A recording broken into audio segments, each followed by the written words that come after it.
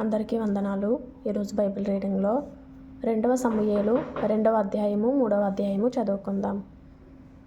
ఇది జరిగిన తరువాత యోధా పట్టణములలోనికి నేను పోదునా అని దావీదు యెహోవా యొద్ద విచారణ చేయగా పోవచ్చునని యెహోవా అతనికి సెలవిచ్చెను. నేను పోవలసిన స్థలమేదని దావీదు మనవి చేయగా హెబ్రోనుకు పొమ్మని ఆయన సెలవిచ్చెను. కాబట్టి యెజ్రెయేలీయురాలకు అహీనోయము కర్మెలీయుడకు నాబాలునకు భార్య అయిన అబీగయీలు అను తన 2 భార్యలను వెంటబెట్టుకొని దావీదు అక్కడికి పోయెను. మరియు దావీదు తన యొద్దనున్న వారిని అందరినీ వారి వారి ఇంటి వారిని తోడుకొని వచ్చెను. వీరు హెబ్రోను గ్రామములలో కాపురముండిరి. అంతటా యూదావారు అక్కడికి వచ్చి యూదావారి మీద రాజుగా దావీదునకు పట్టాభిషేకము చేసిరి.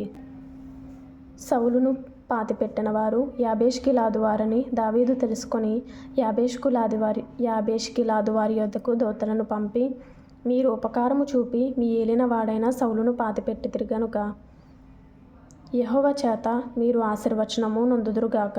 యెహోవా మీకు కృపను సత్య స్వభావమును అగపరచును. నేనును మీరు చేసిన ఈ క్రియను బట్టి మీకు ప్రతి ఉపకారము చేసేదను. మీ యాజమానుడగు సౌలు మృతి నొందెను గాని యూదావారు నాకు తమ మీద రాజుగా పట్టాభిషేకము చేసి ఉన్నారు గనుక మీరు ధైర్యము తెచ్చుకొని బలాఢ్యులై ఉండుడని ఆజ్ఞనిచ్చెను.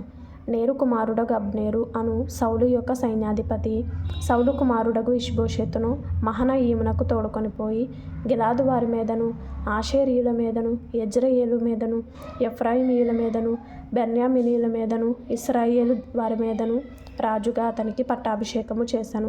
సౌలు కుమారుడగు ఇష్బోషెతు 40 ఏండ్ల వాడై ఏలనారంభించి 2 సంవత్సరములు పరిపాలించెను. అయితే యూదావారు దావీదు పక్షమున నుండిరి. దావీదు హెబ్రోనులో యూదావారి మీద ఏలిన కాలమంతయు 7 సంవత్సరముల 6 మాసములు. అంతలో నేరు కుమారుడగు అబ్నేరును సౌలు కుమారుడగు ఇష్బోషెతు సేవకులను మహనయీములో నుండి బయలుదేరి గిబియోనునకు రాగా సెరూయా కుమారుడగు యోవాబును దావీదు సేవకులను బయలుదేరి వారిని ఎదిరించుటకై గిబియోను కొలనునకు వచ్చిరి. వీరు కొలనునకు ఈ తట్టునను వారు కొలనునకు ఆ తట్టునను దిగి ఉండగా అబ్నేరు లేచి, మన ఎదుట యవ్వనులు మల్ల చేష్టలు చేయుదురా అని యోవాబుతో అనగా యోవాబు వారు చేయవచ్చుననెను. లెక్కకు సరిగా సౌలు కుమారుడగు ఇష్బోషెతు సంబంధులైన 12 మంది బెన్యామీనీయులను దావీదు సేవకులలో 12 మందియును లేచి మధ్య నిలిచిరి. ఒక్కొక్కడు తన దగ్గరనున్న వాని తల పట్టుకొని వాని ప్రక్కను కత్తితో పొడవగా అందరూ తటాలున పడిరి. అందువలన హెల్కత్హస్సూరీమని ఆ స్థలమునకు పేరు పెట్టబడెను. కింద ఫుట్నోట్లో వాడగల కత్తుల పొలము అని వ్రాయబడి ఉంది. అది గిబియోనునకు సమీపము. తరువాత ఆ దినమున ఘోర యుద్ధము జరుగగా అబ్నేరును ఇశ్రాయేలు వారును దావీదు సేవకుల ఎదుట నిలవలేక పారిపోయిరి. సెరూయా 3 కుమారులగు యోవాబును అబీషయును ఆషాహేలును అచ్చట నుండిరి. అషాహేలు అడవి లేడి అంత తేలికగా పరుగెత్తగలవాడు గనుక అతడు కుడి తట్టైనను ఎడమ తట్టైనను తిరుగక అబ్నేరును తరుముచుండగా అబ్నేరు వెనుకకు తిరిగి, నీవు అషాహేలువా అని అతనిని అడుగగా అతడు, నేను అషాహేలునే అనెను. నీవు కుడికైనను ఎడమకైనను తిరిగి యవ్వనస్తులలో ఒకని కలుసుకొని వాని ఆయుధములను పట్టుకొమ్ము అని అబ్నేరు అతనితో చెప్పినను అషాహేలు ఈ తట్టైనను ఆ తట్టైనను తిరుగక అతని తరుమగా అబ్నేరు, నన్ను తరుముట మాని తొలగిపొమ్ము. నేను నిన్ను నేలకు కొట్టి చంపిన ఎడల నీ సహోదరుడగు యోవాబు ముందు నేనెట్లు తలనెత్తుకొనగలనెను. అతడు నేను తొలగననగా అబ్నేరు ఈటె మడమతో అతని కడుపులో పొడిచినందున ఈటె అతని వెనుకకు వచ్చెను కనుక అతడు అచ్చటనే పడి చచ్చెను. అషాహేలు పడి చచ్చిన స్థలమునకు వచ్చిన వారందరూ నిలువబడిరి గాని యోవాబును అబీషయును అబ్నేరును తరుముచు గిబియోనను అరణ్య మార్గములోని గీహ ఎదుటి అమ్మాయను కొండకు వచ్చిరి. అంతలో సూర్యుడు అస్తమించెను. బెన్యామీనీయులు అబ్నేరుతో గుంపుగా కూడుకొని ఒక కొండ మీద నిలువగా అబ్నేరు కేకవేసి, కత్తి చిరకాలము భక్షించునా, అది తుదకు ద్వేషమునకే హేతువగునని నీవెరుగుదువు గదా. తమ సహోదరులను తరుమవద్దని నీవెంతవరకు జనులకు ఆజ్ఞ ఇయ్యకయుందువని యోవాబుతో అనెను. అందుకు యోవాబు, దేవుని జీవము తోడు జగడమునకు నీవు వారిని పిలువక యుండిన ఎడల జనులందరూ తమ సహోదరులను తరుమక ఉదయంననే తిరిగిపోయి యుందురని చెప్పి బాకా ఊదగా జనులందరూ నిలిచి ఇశ్రాయేలు వారిని తరుముటయు వారితో యుద్ధము చేయుటయు మానిరి. అబ్నేరును అతని వారును ఆ రాత్రి అంతా మైదానము గుండా ప్రయాణము చేసి యొర్దాను నది దాటి బిత్రోను మార్గమున మహనయీమునకు వచ్చిరి. యోవాబు అబ్నేరును తరుమట మాని తిరిగి వచ్చి జనులను సమకూర్చి లెక్క చూడగా దావీదు సేవకులలో అషాహేలుగాక 19 లేకపోయిరి. అయితే దావీదు సేవకులు బెన్యామీనీలలోను అబ్నేరు జనులలోను 360 మందిని హతము చేసిరి. జనులు అషాహేలును ఎత్తుకొని పోయి బేత్లెహేములోనున్న అతని తండ్రి సమాధి యందు పాతిపెట్టిరి. తరువాత యోవాబును అతని వారును రాత్రి అంతయు నడిచి తెల్లవారు సమయమున హెబ్రోనునకు వచ్చిరి. 2 సమూయేలు 3వ అధ్యాయం కూడా చదువుకుందాం.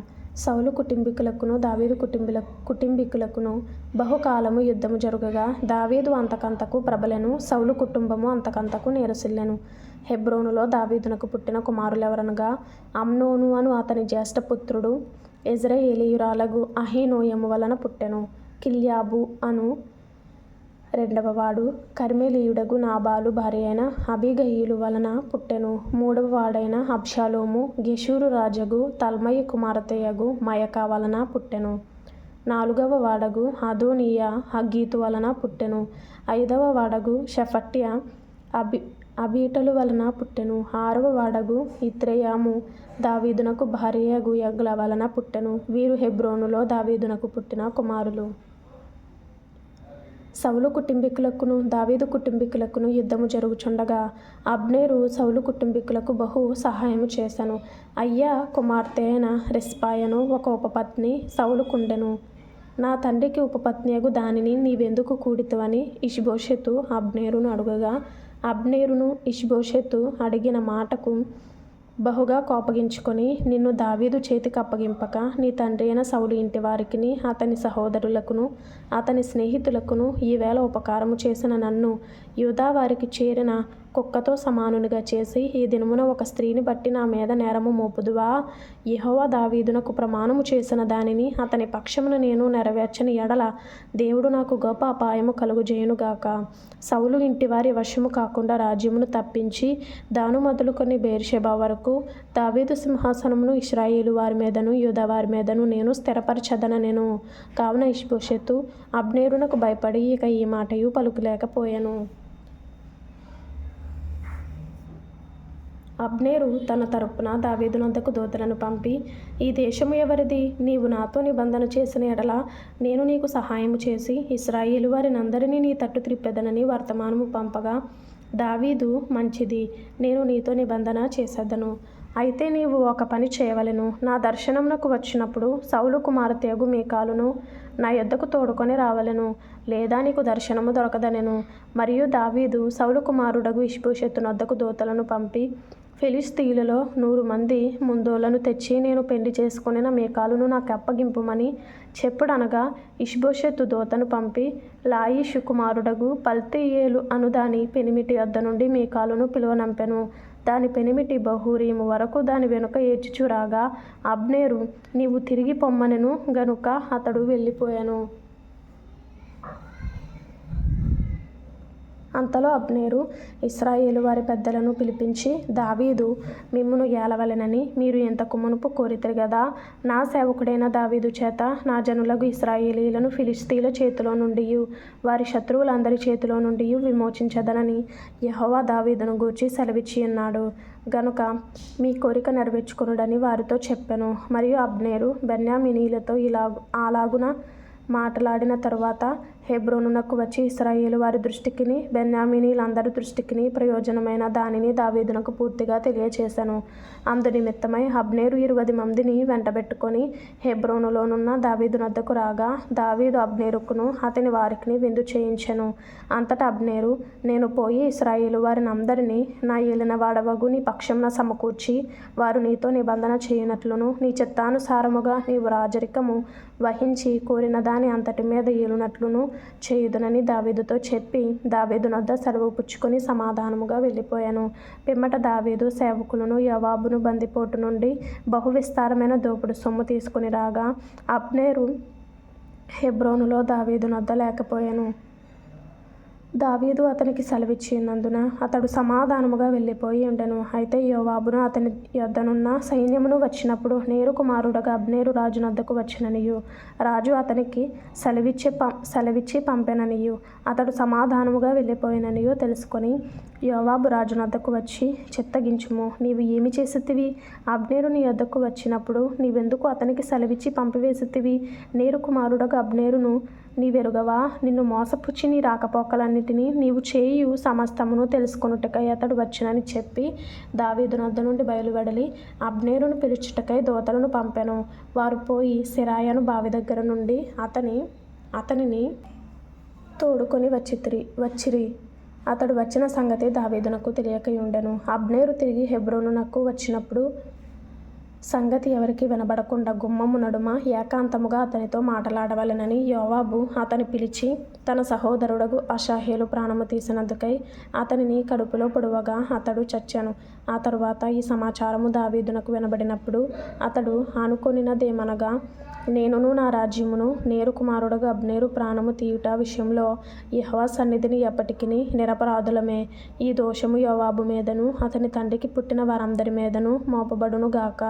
యోవాబు ఇంటి వారిలో స్రావము గలవాడైనను, కుష్ఠరోగి అయినను, కర్ర పట్టుకొని నడుచువాడైనను, ఖడ్గము చేత కూలువాడైనను, ఆహారము లేనివాడైనను ఉండకపోడు గాక అనెను. అలాగున యోవాబును అతని సహోదరుడైన అబీషైయును అబ్నేరు గిబియోను యుద్ధమందు తమ సహోదరుడైన అషాహేలును చంపిన దానిని బట్టి అతని చంపిరి. దావీదు మీ బట్టలు చింపుకొని గోనెపట్టు కట్టుకొని అబ్నేరు శవమునకు ముందు నడుచుచు ప్రలాపము చేయుడని యోవాబునకును అతనితోనున్న వారికందరికిని ఆజ్ఞ ఇచ్చెను. రాజును స్వయముగా పాడె వెంట నడిచెను. వారు అబ్నేరును హెబ్రోనులో పాతిపెట్టగా రాజు అబ్నేరు సమాధి దగ్గర ఎలుగెత్తి ఏడ్చెను. జనులందరూ ఏడ్చిరి. మరియు రాజు అబ్నేరును గూర్చి శోక కీర్తన ఒకటి కట్టెను. ఎట్లనగా, అబ్నేరు నీచుడొకడు చచ్చినట్లుగా నీవు చావతగునా? నీ చేతులకు కట్లు లేకుండగను, నీ కాళ్ళకు సంకెలు వేయబడకుండగను దోషకారి ఎదుట ఒకడు పడునట్లు నీవు పడితివే.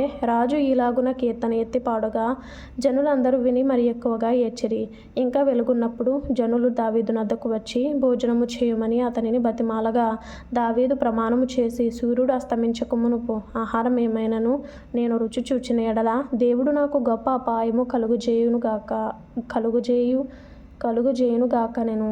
జనులందరూ ఆ సంగతి గ్రహించినప్పుడు సంతోషించిరి. రాజు చేయునదంతయు జనులందరి దృష్టికి అనుకూలమైనట్లు అదియు వారి దృష్టికి అనుకూలమాయెను.